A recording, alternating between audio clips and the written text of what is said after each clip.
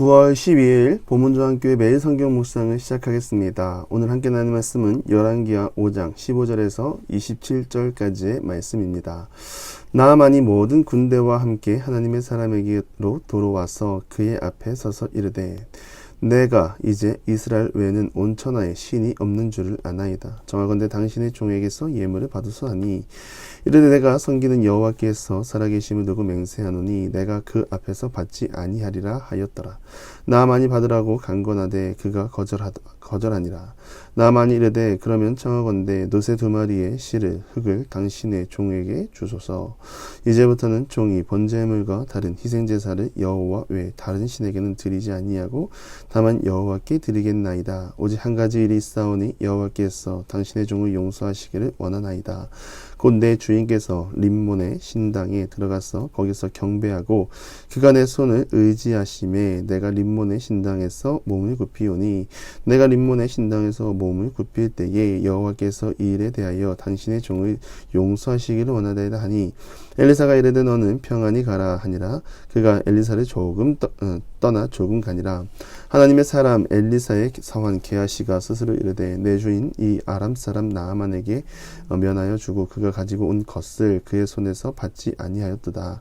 여호와께 살아계심을 두고 맹세하노니 내가 그를 쫓아가서 무엇이든지 그에게서 받으리라 하고 나아만의 뒤를 쫓아가니 나아만이 자기 뒤에 달려옴을 보고 수레에서 내려 맞이하여 이르되 평안이냐 하니 그가 이르되 평안하나이다. 우리 주인께서 나를 보내시며 말씀하시기를 지금 선지자의 제자 중에 두 청년이 에브라임 산지로부터 내게 왔으니 청하건대 당신은 그들에게 은 1달란트와 옷 2벌을 주라 하시더이다.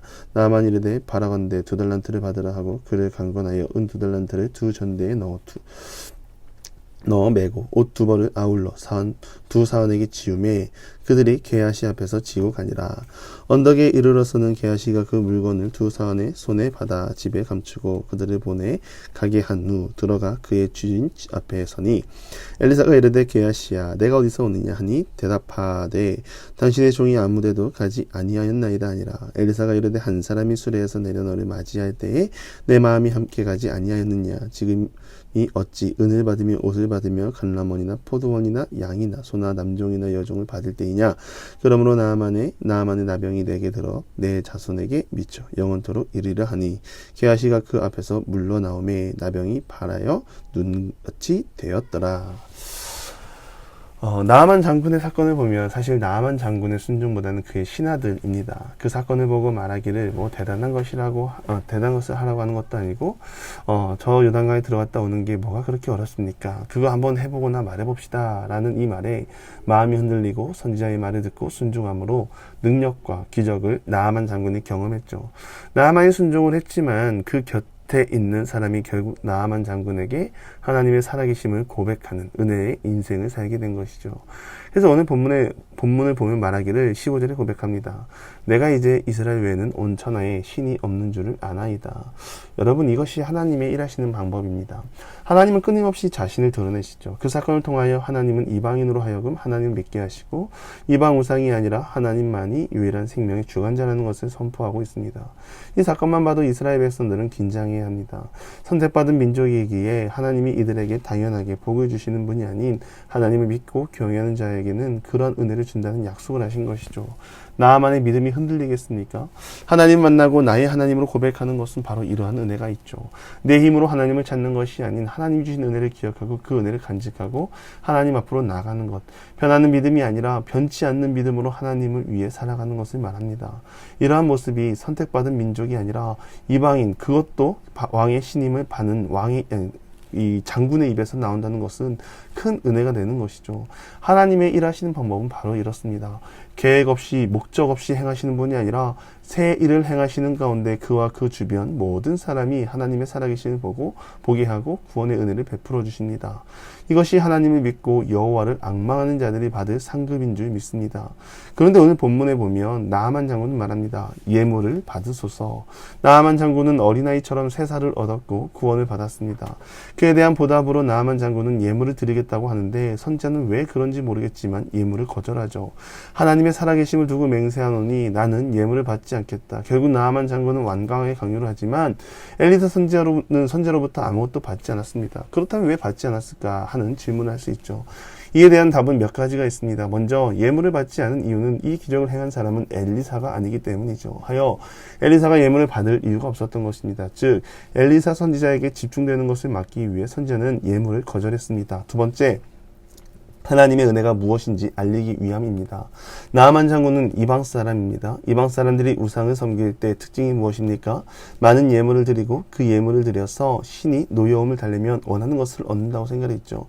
결국 나아만 장군은 자신의 원함이 이루어졌고 나아만 장군은 이방의 무단 속에 예물을 드리고 감사를 표하려고 했던 것입니다. 그럼에도 거절했던 이유는 하나님은 그런 예물을 통해 일하시는 분이 아니라 은혜로 이 모든 것을 행하시는 분이라는 것을 알리기 위해 받지 않은 것이죠. 하나님은 이 예물을 거절하게 하시면서 이방신과 다르다는 것을 보여주고 있습니다. 결국 하나님이 구원받은 자에게 누리게 하시기 원하는 것은 은혜죠.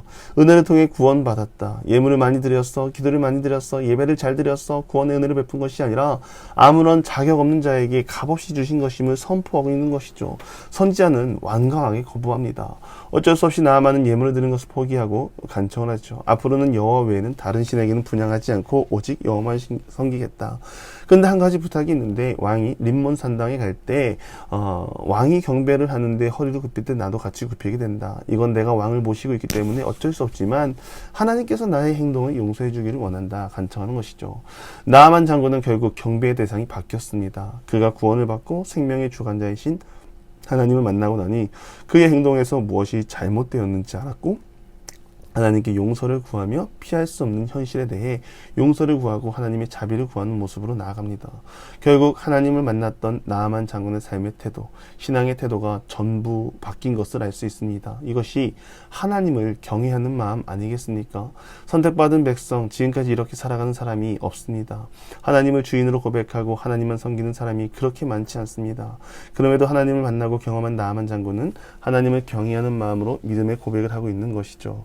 우리는 이러한 믿음으로 하나님을 경외하며 나아가길 바랍니다. 믿음은 내가 믿는 힘을 말하는 것이 될 수 있지만 얼마나 소망을 하나님께 두고 하나님을 붙잡고 살아가느냐, 바로 그것이 믿음입니다.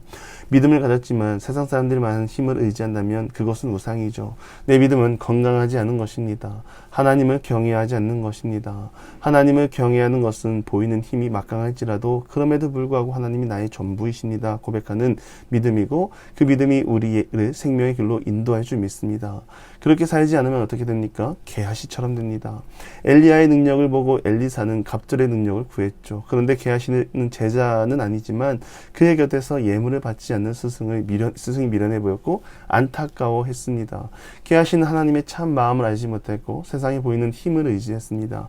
생명을 살리는 것보다 돈이 중요하다 말했고 돈을 찾은 게하시는 결국 하나님의 저주를 받았죠.